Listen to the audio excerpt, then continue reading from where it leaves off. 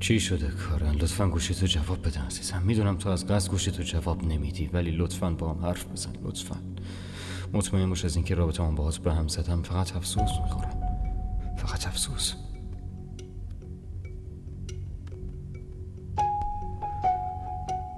کارن گوشیتو جواب بده دیگه. میدونم اسم منو که میبینی گوشیتو جواب نمیدی.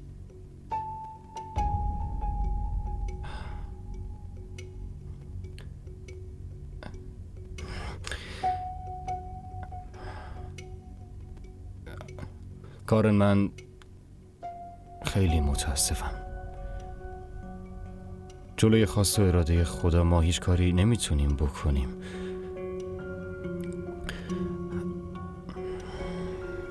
لطفاً یه بار به هم زنگ بزن باشه، ببین چی میگم. اوضاع خیلی فرق کرده، اخلاق مامان کاراش خیلی عوض شدن، خیلی بهتر شده کارن. از کجا معلوم که خدا به من و تو یه فرصت دیگه نداده باشه؟ این حرفا رو ولش کن لطفاً. فقط میخوام خیلی مراقب خودت باشی. باشه لطفاً یه زنگم بهم بزن، حداقل گوشیتو جواب بده.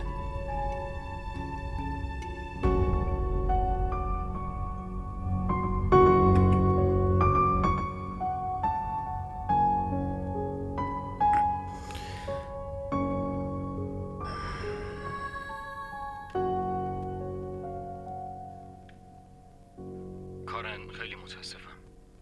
لطفاً یه بار بهم زنگ بزن، ببین چی میگم. اوضاع خیلی فرق کرده، اخلاق مامان کاراش خیلی چیزا خیلی عوض شدن، خیلی بهتر شده. کارن از کجا معلوم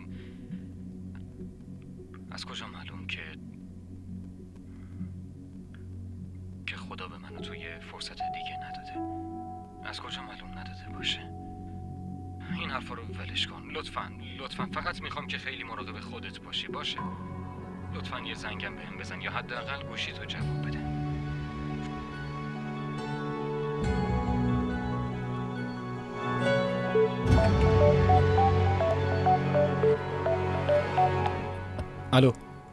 الو. خدا رو شکر بالاخره زنگ زدی. حالت خوبه؟ آره خوبم. خدا رو شکر. خب میتونیم همدیگر رو ببینیم؟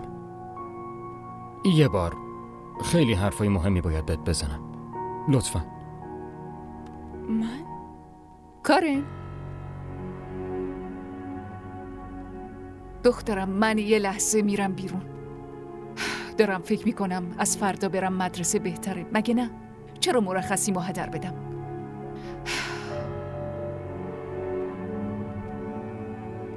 دخترم هرچی شده دیگه گذشته، هرچی خدا بخواد. انشالله تو هم ازدواج میکنی، عروسی میکنی، این مرخصی رو همون موقع استفاده میکنم. الانم برم پیش شایسته یه سری کتاب ازش بگیرم. شایسته؟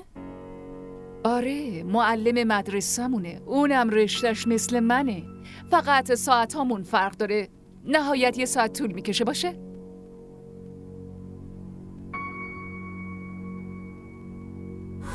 छुपी आवाज है ना खुल सके वो राज है